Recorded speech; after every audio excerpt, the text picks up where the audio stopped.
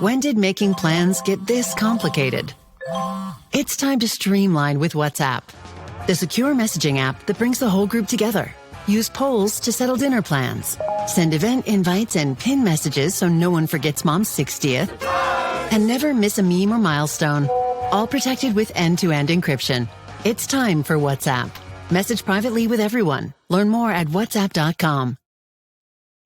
This episode is brought to you by State Farm. Checking off the boxes on your to-do list is a great feeling. And when it comes to checking off coverage, a State Farm agent can help you choose an option that's right for you. Whether you prefer talking in person, on the phone, or using the award-winning app, it's nice knowing you have help finding coverage that best fits your needs. Like a good neighbor, State Farm is there. The Oregon Ducks took what Oklahoma State coach Mike Gundy said personally and in Michael Jordan-esque fashion responded by busting his ass and giving him 60. 69-3 was the final score to be exact, and it wasn't really that close. George, I think they could have scored 100 if they truly wanted to. Welcome to the Ducks Confidential Podcast. I am Aaron Fentress of the Oregonian and OregonLive, joined by my main man, George Wrighster, former Oregon and NFL tight end extraordinaire, who you can watch his great content on the Unafraid Show on YouTube. And also you got your feet wet with your in-studio analysis this weekend, correct? Yes, sir. CW Network. And this week, I'm so excited because they thought that South Florida, when they picked this game, that South Florida, and they picked it in the preseason. So South Florida versus Miami. Oh, it could be a throwaway game. Baby, we got a top, 18 matchup right now? Oh, love to see it. You think South Florida's for real? Just because they beat Florida? They also dog walked Boise as well. I do think that they are a tough team. If Miami plays their A game, Miami's going to win. But the problem is that South Florida is they're like a better version of Iowa, a more offensively competent version of Iowa, where they just drag you down in the mud and just get you down there and wrestle you up. And of course, Oregon's connection to South Florida is that they took their coach back in 2017 for just one season, Willie Taggart. All right, let's get to the ad read. Today's episode of Ducks Confidential is brought to you by Travel Lane County, an organization that promotes travel and tourism in the Eugene, Cascades, and Coast region. Ducks fans can find out more at www.eugenecascadescoast.org. All right, let's get straight to our first segment. These three words, and just because I'm too wordy, of and the don't count and will never count in my three words. And so my three words, Aaron. You're always trying to create some technicality. 3 words. That's all you get. Holy Mother of God. See, I have the odd O in there. You got it? No, mother. You're not gonna let it go? No, that's 4 words. Okay, Holy Mother God. All right, how about that? Anyway, You get the point. What an abomination of college football. I'm sorry. There's a lot of things wrong with what we saw, and it's not about blame or anything like that. Clearly, the number one blame would be on Coach Gundy for letting the team lapse over the last couple of years because he thought NIL and the transfer portal thing were going to go away, which is absolutely hilarious. But still, that was not very entertaining as far as I'm concerned. It was, if you're a diehard Duck fan, you're going to love it, I guess, for a little bit, but you can't really enjoy competitive sports when you see how clearly lopsided everything on every side of the ball, every aspect, every position. It was so much weighted for Oregon. I just thought it was just an absolute bleep show. You go next. My 3 words: love that. Loved it. It was exactly what you wanted now to we gotta see. censor again. Utter domination. Now, mind you, I do 100% believe, right, is that so Montana State, when that happens to Montana State, you're like, I kind of feel sorry for those guys. It's an FCS school. This was going to be, but they got paid to come here. They knew what was going to happen. This was part of the agreement. Right. We paid you. That way you can help your budget out and meet all your football needs. And then we go on our way. Okay. But Oklahoma State, I feel no sympathy for them. I feel no sadness. This was not crime. This was a potential competent opponent. When it was scheduled, it was a competent opponent. Yeah. And this is the issue also with scheduling games out 7-10 years apart. I hate it with the power of 1,000 suns. Because if we want to make competitive matchups every single week, maybe you put Oklahoma State versus Rutgers, but then Rutgers blows Oklahoma State out too. This was the only blame lies with Mike Gundy on this one. So I don't feel bad about it. I don't feel sorry. Sucks, but you gotta feel bad for the players and the fans. Lanning and the Ducks probably did Oklahoma State fans a favor with this one, because that's going to be the one that puts them out of their misery. You don't feel badly for the fans? Of course, like it would suck to root for. What about the players? Team. What about the players? No, I don't feel sorry for the players. It's not their fault. You signed up for this is part of sports. Sometimes you get your head knocked off. Do you think that anybody was feeling sorry for Oregon when our coaching situation wasn't that great and Washington came in here and hung 70 points on us and the roster wasn't where it needed to be? No. Nobody felt sorry for us. So there's no crying in football. There's no crying in baseball. I don't feel sorry. Different situations, Get better. Different situations, but okay. All right. Let's get to some sound here. So I think everything that went on last week was just peak pettiness, and it's fine. That's what sports are about. People look to find little things to motivate them. That's one of the reasons why I just referenced Michael Jordan, because there's some great skits after The Last Dance about Michael Jordan finding just the most ridiculous thing he could come up with, and then say, so I had to bust his ass and give him 60. You've seen those skits, right? Okay. Did you? Hilarious stuff. All right. But did you look at my Ferrari? Did you look at it and wish that it was yours? Okay, cool. I'm going to take it. I'm going to make sure you never get one. Exactly. I was just admiring your nice car. Nah, that ain't what you was thinking. You trying to take it. Had to bust his ass and give him 60. All right. So let's go to Dante Moore sound. Because to me, this is just hilarious. I'm not dogging Dante. Dante's part of the whole machine and mechanism of this entire thing, how it became completely ridiculous as far as I'm concerned. But let's listen to what Dante had to say about Gundy, who, just to recap last week, brought up NIL differences between schools like Oregon and schools like Oklahoma State, and said, is that fair? And should teams schedule non-conference games against teams who have, triple the budget or whatever? Anyway, let's listen to what Dante had to say.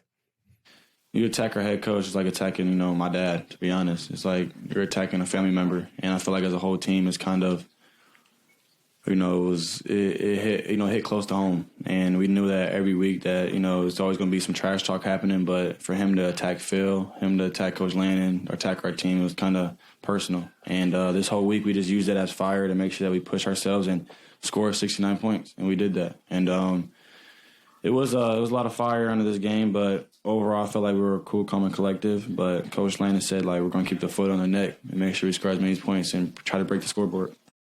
Okay, so right off the bat, he says, if you attack my coach, it's like attacking family. And he brought up attacking Phil Knight. In no way did Mike Gundy attack. Oh, God. Dude, he did not attack. You have missed the entire point. No. We went through this last week. Let me finish. Okay. You can go after me. You can dissect and rip me to shreds after I'm done. So what he said was, what he brought up, and all this stuff is legit as far as I'm concerned, is he brought up one, let me go through my list here. One, fear long-term of lopsided amount of money and what it does to impact everyday fans. So if you're a Duck fan, you love that. If you're a fan of, Alabama and they beat someone by 60, oh, it's great. Yeah. But even over time, that's going to become boring. And for the average fan, it's not compelling. And if you lose the average fan, you're going to lose ratings, which means you're going to lose money. So that was one. Two, he said he was hearing from other coaches around the country that they're scheduling non-conference. They're shying away from scheduling teams that they know have just a massive budget compared to theirs because they have zero chance to compete. So it makes more sense to schedule teams that are more on their level. He also said that Oregon should look to do the same, which I agree, because you get better games. It's more compelling. This is what he pointed out. It's better television. It's better entertainment. Going to watch a game where it's going to be 40, 50, 60 point blowout is not fun. For the average fan, it's just not. Going to watch games where it's like, oh my God, what's going to happen? What's going to happen? That's what brings people in. That's how you cross over. And then also, I will say this. He said he spent $7 million over 3 years on NIL, and then said Oregon spent about 40 last year. That sounds ridiculous to me. I thought he said 40 over the last 3 years, which I think would he make was sense. saying 40 million last year. He said 40 million last year. Stop. Now the number that's been out there is between 10 and 15, right? Yes. Okay. So that's an exaggeration, obviously, but none of that is attacking Oregon. It's attacking the system. It just happens to be that they're playing Oregon. Now you can respond, Mr. Wrighster. Thanks for letting me finish. Oh no, not the sigh, not the sigh, not the head on the nose. Oh here we go, the forehead. Oh no. Aaron, you are trying to logic your way and trying to trying to find some reason. Sort of like let's put this in perspective. Dante said it's like attacking a family member, and because you know what you can never invalidate, Aaron. You can, and I am surprised that how long have you been married? 25 years. I would guarantee if this is the way that you handle arguments, that Mrs. Fentress at some point in time has been like, Aaron, it doesn't matter what you're saying and your logic. This is how I feel. Weekly. Weekly. Exactly, bro. You've been married 25 years. You're trying to tell somebody to calm down in the midst of them being upset. You have to let the upset burn off. I don't believe they're upset. But go ahead. Huh? Go ahead. Finish. There's a reason, dude. And great coaches manufacture reasons for their team to be motivated every single week. Now, when Oregon plays Ohio State, there's motivation.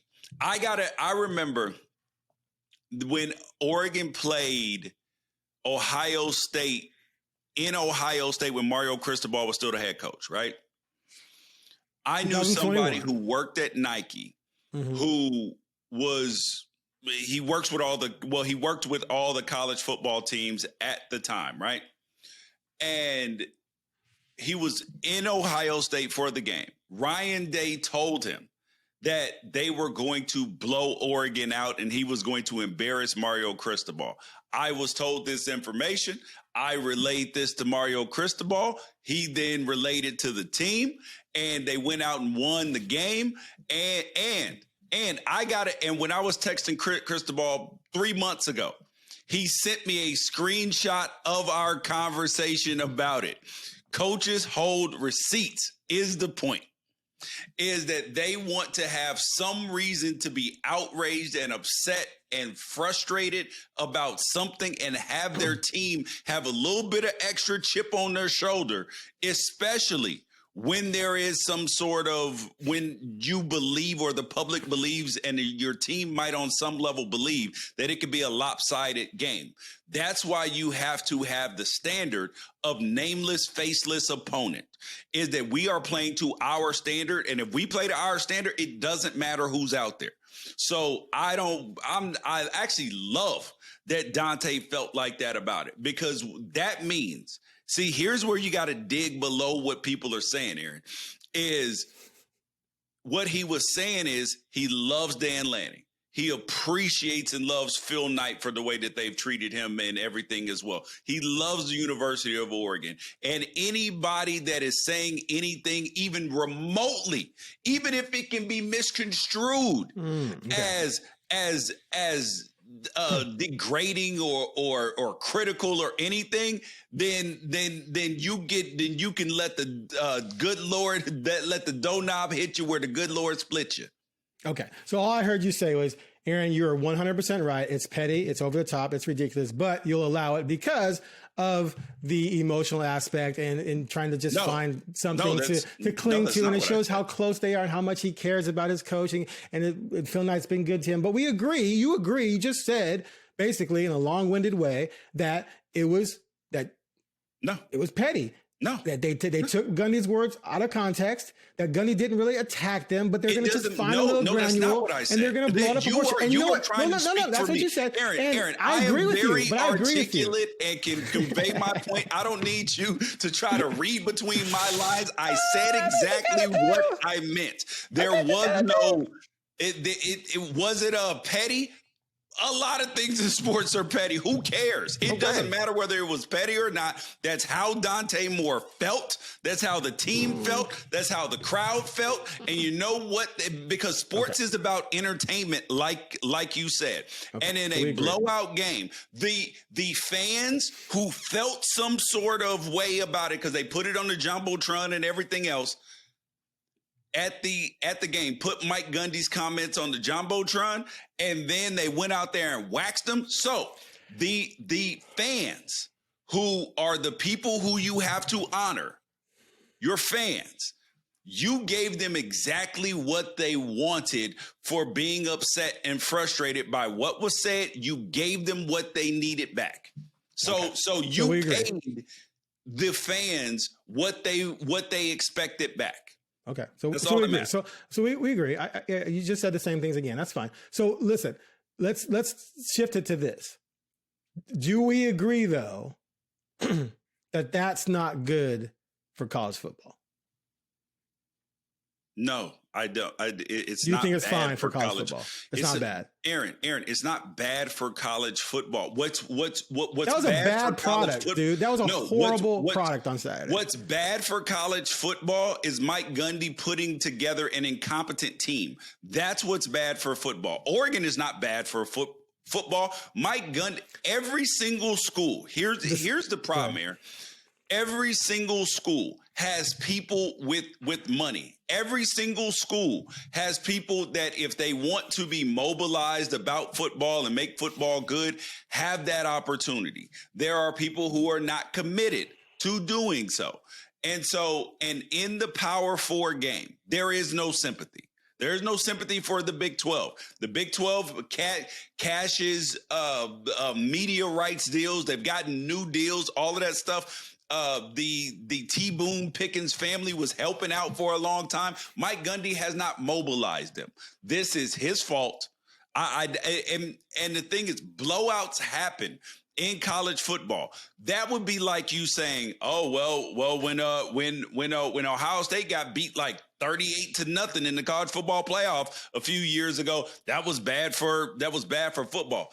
In a micro level. Yes, for the rating of that game, does it suck that it was such a huge blowout if you're trying to make compelling games? 100%. And I'm a person who has stood up on the table and criticized poor schedules all the time. But when this schedule was made, this was not Oregon trying to find a layup of an opponent. No one said it was. No one said it was. No one said it was. That's what I'm saying. So you can't control the world how has changed. good or bad the people are on your schedule when they come on your schedule. Okay, George. All you can do is try to schedule good games when they are scheduled. Irrelevant. And that's why schedules need to be made every single year instead of well in advance. But that's a whole nother story. Okay. Virtually everyone across the country is agreeing that the combination of the portal and NIL out of control is not good for the product. Like that's just, everyone's talking about that. That's why they're trying to get into revenue sharing. That's why they're trying to figure things out, because it's become absolutely ridiculous and it's only going to get worse, especially the combination of the money and the portal. Have always happened, Aaron. I know, but and so George, we know that, but it's different. You're interrupting me again. Here we go. This has nothing to do with the NIL or transfer portal. This has to do with it's a symptom of the bigger problem that he was talking about. He was talking about this very thing, and that if you're a team that has a low budget, why are you going to schedule these kinds of games? You're not going to. You shouldn't. It's going to kill you. And so what I'm saying is that I think we all agree. It's just like baseball. It's just like I know. So South Florida should not have played Florida last week, Aaron, because their budget is too low. But you know what they did? Their head coach believes that he can coach, that he can recruit well enough, develop well enough. So sometimes I can can win these games. So I don't want to hear nothing about your budget when That's it comes. a lower Go out there no, and coach and no. put together a competent roster. No. Okay. I got nothing for you. And here's the thing. And here's the thing. You're saying this as a former Duck and a Duck fan. If it wasn't for Phil Knight, Oregon would be where Oklahoma State is, or where Oregon State is, or Oregon wouldn't be in the Big Ten. So you got lucky. You got lucky that Phil Knight invented Nike and loves the Ducks. You got lucky. But what I'm hearing is that the person at the top is saying, "Oh, it's all great up here. It's all great up here. Everyone else just needs to just come and just be." No, that's why we're going to have reform. We're going to have change to fix this situation. Hold on. Here's the thing: is just because you have money does not mean you are going to be good.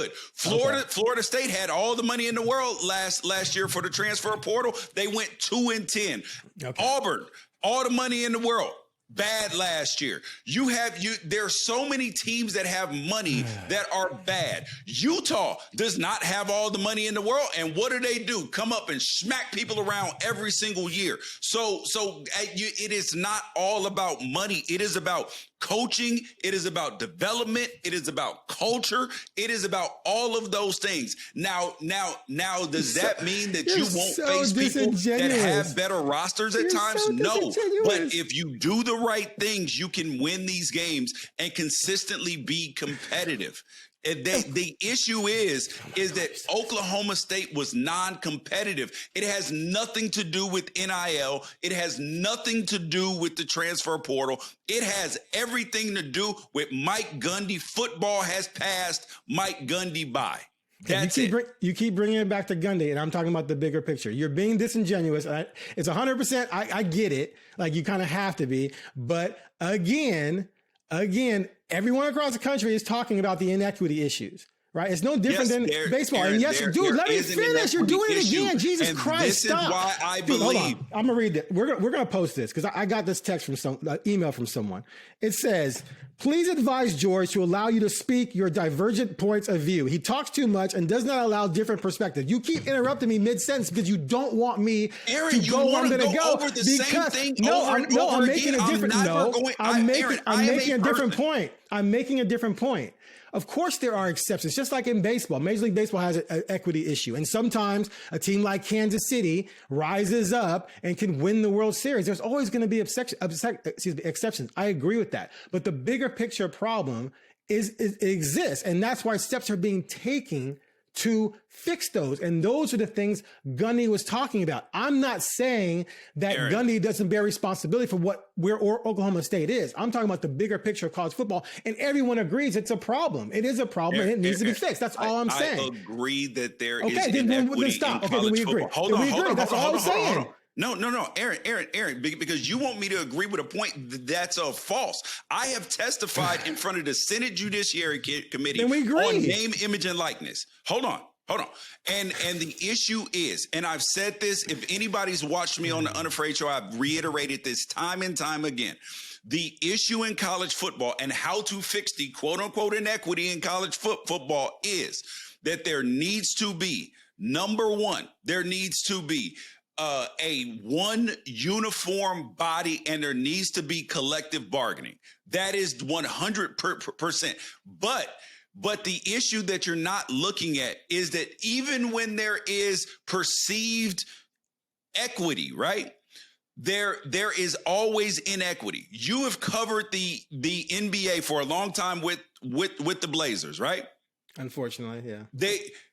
Now, is there equity in the salary cap in the NBA in terms of what every team is supposed to work with, right? Correct. But there is inequity in people. There is geography. There is geographic inequity. People would rather free agents would rather sign in Los Angeles or Miami or New York than Portland, right? Am I right or am I wrong? Yes. Okay, so that's the point, is that there is, even when there is collective bargaining and there is one entity for them to negotiate with, all the conferences negotiating their rights together, even then, USC, who has all the money in the world as well, plenty of rich people, they're in California, everything else, they have advantages because they are a blue blood that Oregon does not have. And Oregon has advantages that Rutgers does not have. And Alabama and Ohio State and Penn State, who've been good at football for 75, 100 years, have advantages that Oregon does not have. There are advantages and disadvantages of geography, of history, of everything else. So even if you fix the inequity in terms of the money, at the end of the day, any Power 4 team should be able to put together a competent roster in terms of you should not get beat, even if it's Oregon, a national championship team. You should not get beat 69-3. You should not get beat like that unless you have like a historically great team or something like that weird. But in general, you should be able to put together a team that doesn't quit on the field, a team that, especially when you've been a head coach for a very, very long time. You are trying so hard to justify this. It's amazing. You just put way too much work to say absolutely nothing. All right, let's move on. The good and the terrible. The terrible was that take, but the good in the game, near flawless execution. Hey, that was the good. For me, the terrible, 36.5 yards per punt. And we saw them punt for the first time. The average wasn't great, but one was pinned inside the 20. So, you can't really go there. And 5 penalties in the first half is probably the only thing I can pick out that I would say is terrible. And it wasn't really that terrible. They only had 1 in the second half. So for me, man, and it's, come out in my grades as well. It was about as flawless as you can get without just nitpicking a missed block here or a misread or something like that. Just an absolute demolition of another team. The only thing I didn't like, and you mentioned it already, was the pre-snap penalties. Hated the pre-snap penalties. I thought they were, in terms of like the illegal shifts, that's on Dante. We got to be better. We got to clean it up. In terms of, yes, some people may have lined up in the wrong spot, like on the one where the touchdown got called back, Sadiq was trying to get the guys lined up. Dante has to see that. Granted, you can't get lined up wrong in the first place, but then Dante has to just wait until everybody's set before he brings the motion man. And then the motion man as well bears some responsibility. You can't move when you see, like, that's one thing you learn as a motion guy, is that if you see other people moving, do not move. Or just stop. So everybody set and then move again. Yeah. So it's a learning thing. And that's literally the only thing I didn't like about the game. Well, actually, on the touchdown pass to Dante Moore, he was still moving. Did you notice that? Yes. That should have been a penalty, actually, but neither here nor there, really. All right. Offensive grades. I got A across the board, A+ for the defense, A for special teams, A for offense. Yeah, I guess I could go A+ on offense as well, but they didn't score in the fourth quarter. They didn't bump. All right. what do you got?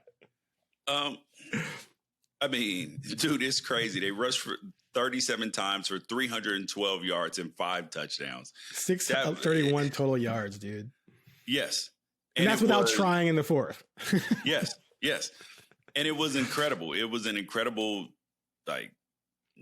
literally an incredible performance on the offensive side. Everybody gets an A+. Well, excuse me, everybody gets an A. I thought the offensive line was better. I would like to see even more in terms of more domination. Oh, but on that one drive that they did get the field goal, I thought we got pushed around in the center just a little bit in the teeth of the defense. Oh no. And on a couple of the run plays, but then obviously they squared that away later. So I don't know whether that was, they caught us in some bad plays or some slants, some stunts or whatever. But yeah, that was literally the only thing that I did not like was on that one drive because they were able to move the ball an inch. George found something on that one drive. We found the weakness. There was 3 run plays that were absolutely too much. We busted the coverage and 3 run plays that went for 2 first downs. Too much for me. All right, before we get to our hidden gems, let's talk about someone not so hidden. Dante Moore. Now we're just 2 games in. He's only touched the ball a few times. But is this the most exciting freshman we've seen at Oregon since DeAnthony Thomas?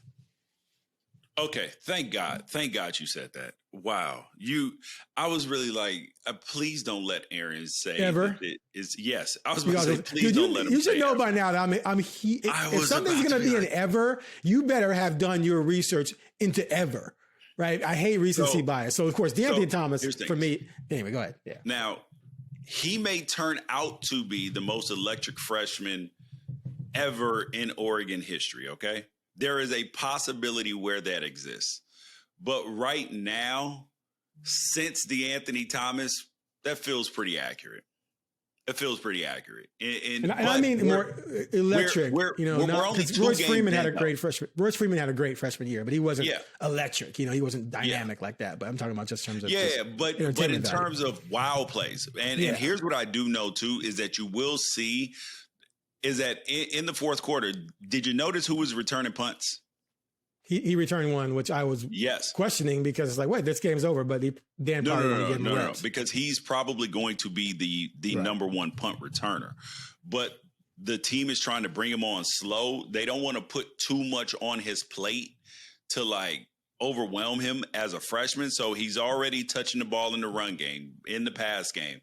And they wanted to get him some punt returns. So, and at this point in time, the most important thing is catching the punt and securing the punt and all of this stuff. So they just want to warm him up, let him get going, and then unleash him more and more as the season goes on. So D'Anthony, his freshman year, had 1,200 yards from scrimmage, pretty balanced receiver, and as a running back for 16 touchdowns. He also returned some kicks and punts, I think, for touchdowns. Decorian will probably end up being maybe better all-around player in terms of receiver at least. But as far as just sheer wow factor, when D'Anthony got the ball, everything stopped. Yes. His jitterbug style looked like a water bug, just skirt. The quickness with which he played. And then, of course, he had the long finishing speed as well. That guy was just insane entertainment value. I see flashes of that in Decorian when he gets the ball, like the reverse he had in week 1. He scored on a reverse for a touchdown in this game, jumping into the end zone. And then the way he caught the ball effortlessly, which you expect as a receiver, right? But then he jukes the safety and then boom, he's gone. And so that type of stuff is great to see. I think that moment alone is good for the team. Now, granted, he's been doing it in practice too, but it's different when people are actually like trying to hurt you and tackle you and everything else. But and the reason why I thought that was a great moment for the team is because it sets the expectation. How many times last year, and I do understand that Tez is a smaller player. He's got to protect himself more.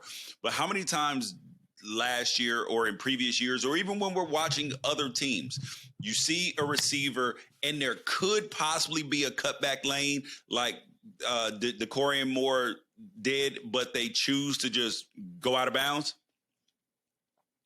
And if you notice, after that, the other wide receivers, they weren't just stepping out of bounds. They was like, bro, I got to get to this end zone. I don't know when the next time I'm going to get the ball again. I have to do it. So I think that's how you get even more plays made is when you have people being like, yo, I don't know when I'm going to get the ball again. I got to go. Right.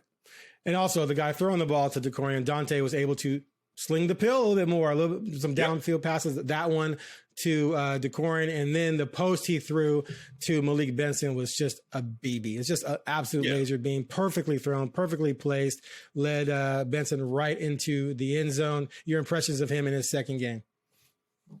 Thought it was good.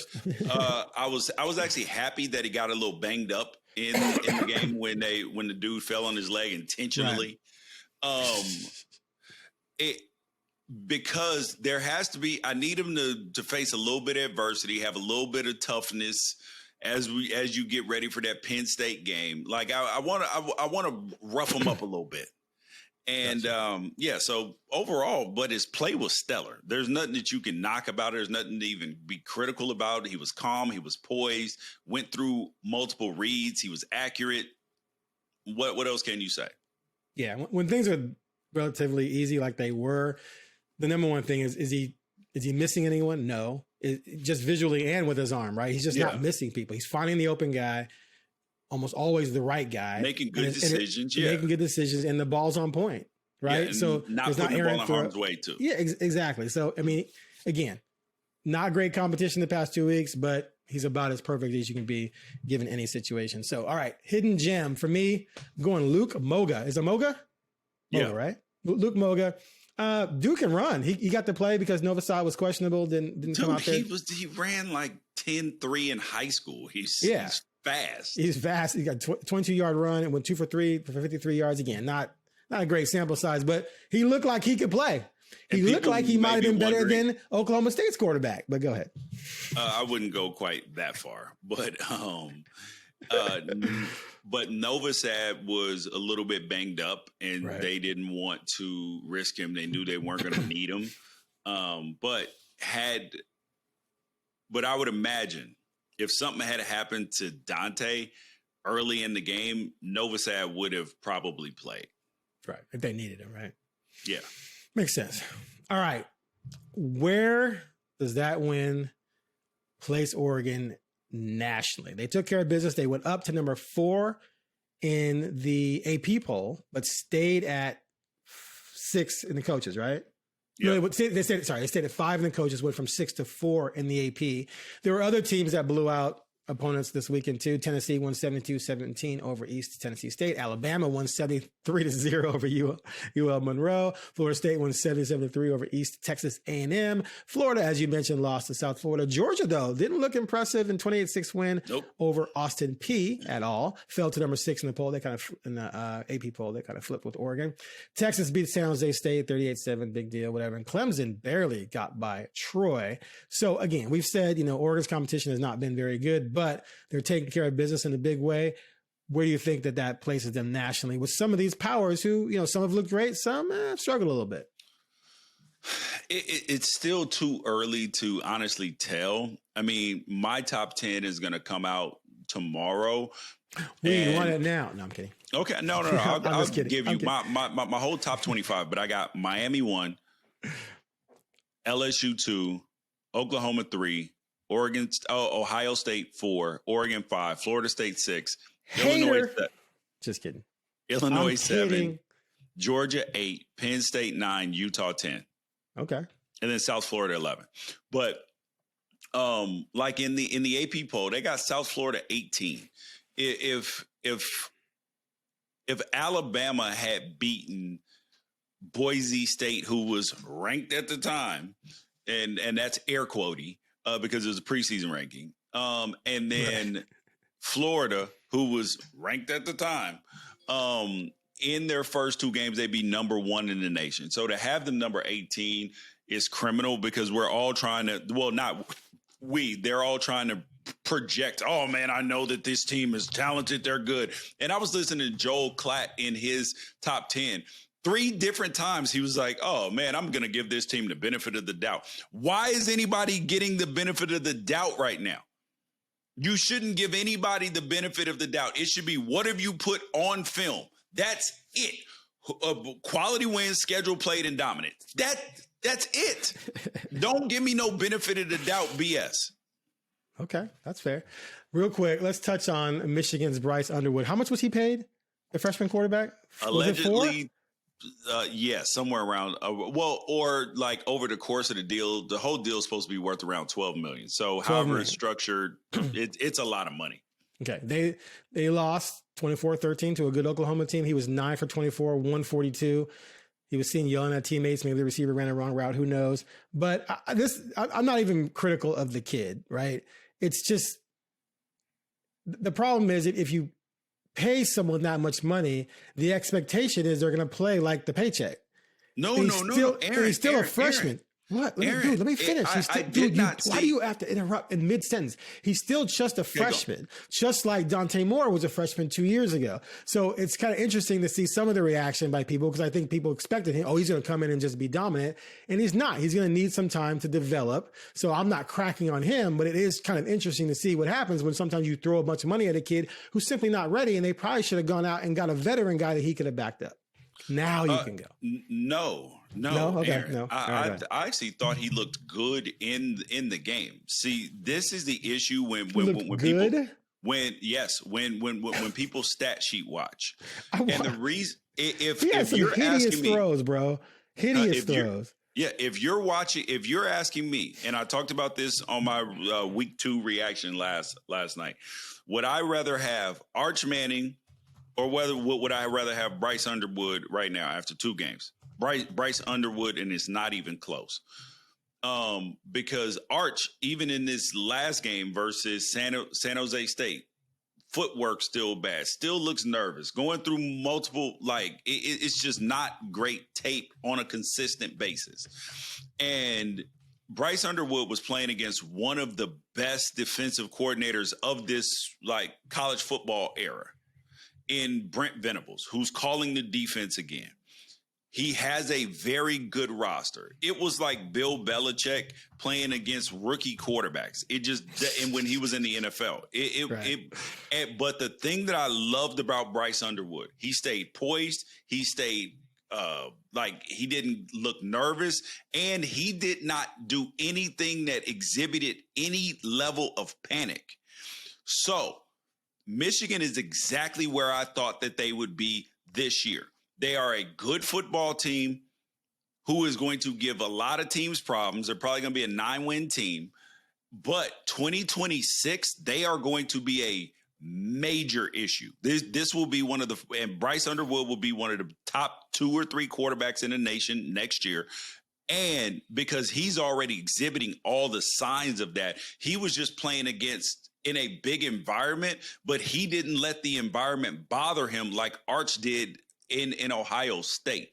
That's why I say that I liked what I saw despite the results. Because if you look at 9 for 24, 100 and some odd yards, you're going to be like, oh, he stunk and all this stuff. But when you watch it, you never saw panic and you never saw nervousness. And he was not making panic decisions.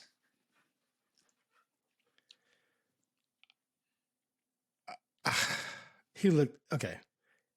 He made a lot of hideous throws. I'm not saying he's never going to be good or can't grow for this. I'm saying that when you pay someone that kind of money, the expectations are not that.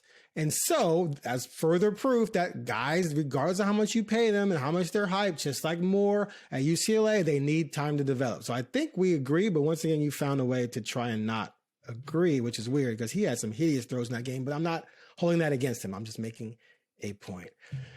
Whew, man. I don't know what to do. All right, let's get to our final thing. Sneak peek ahead to Northwestern. All right, is it going to be more of the same? Is this going to be, and I'm going to this game. I tried to talk my way out of it, but I'm going to it. James Creppy and I will be there. Is there an early line on it? What's the early spread on this? I think it's the same. I think it's like 27.5 or 28.5. 28.5. That's what I see right here. So the same point spread. Northwestern, not very good. They got a transfer quarterback, right, from SMU who had 4 picks in the opener, threw 3 touchdowns against Western Illinois the other day. Yeah. I mean, he'll be better than Oklahoma State's quarterback because he's had some success. He was actually pretty good at SMU before he got beaten out last year. But, what are we talking here? 55-13 again, something like that? They're on the road in a hostile environment, holding 14,000 because they're remodeling. I'm gonna go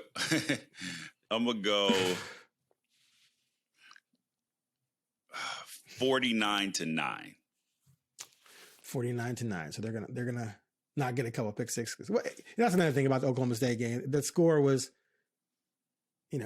bloated a little bit because of the ridiculous pick sixes. People were like, "Oh my gosh, how could Dan run up the score?" How he didn't? There was nothing run up the score about that. They didn't score in the fourth quarter other than on defense, and you can't unless you tell your linebackers or DBs to drop interceptions on purpose or take a knee after you pick it. I mean, there's nothing you can do about that. So they weren't running it up at all. Okay, this is going to be another bloodbath, and yeah, I mean, and really what you want to see out of Oregon in this is because Northwestern is significantly more competent than Oklahoma State. But what you want to see, and Northwestern is going to run the football. And what you want to see out of them is you want to see them not turn the ball over. You want to see them be strong. against the run, because they ran the ball 41 times in the last game for 281 and 2 touchdowns. So, and they're going to say, this is our only chance right here, which is to run the football. And in their opener against Tulane, which they lost 23-3, and then Tulane got beat up last week, they threw the ball with Preston Stone 36 times. He threw 4 picks, no touchdowns. So if you're Oregon, you're saying, stop the run, because they ran the ball 27 times for 76 yards against Tulane. Mm-hmm. So if you're Oregon, you're saying, stop the run, make Preston Stone throw the football. He will throw the ball to you. End of story. And they'll stop the run, and he'll throw some picks, and it'll get ugly quick, probably. All right. Before I go, today's episode of Ducks Confidential was brought to you by Travel Lane County, an organization that promotes travel and tourism in the Eugene, Cascades, and Coast region. Ducks fans can find out more at www.eugenecascadescoast.org. George, it was fun as always. You did a little better with the interruptions, a little bit, but we gotta work on that. You gotta let me at least get through my point. You don't have to jump in the first, 3 scenes of a movie and go, I know who did it. You can let it play out. You can let it play out. Anyway. There are times, Aaron, that we have to correct your thinking. It's fine. It's okay. even before I express the full thought. It's so bad at times that we have to. It's preemptive. Yes, it's a preemptive strike. Yes, I'm trying to save you. Whatever, George. All right, we'll talk. I'm a nice guy. Thanks for viewing. See you next time. Bye.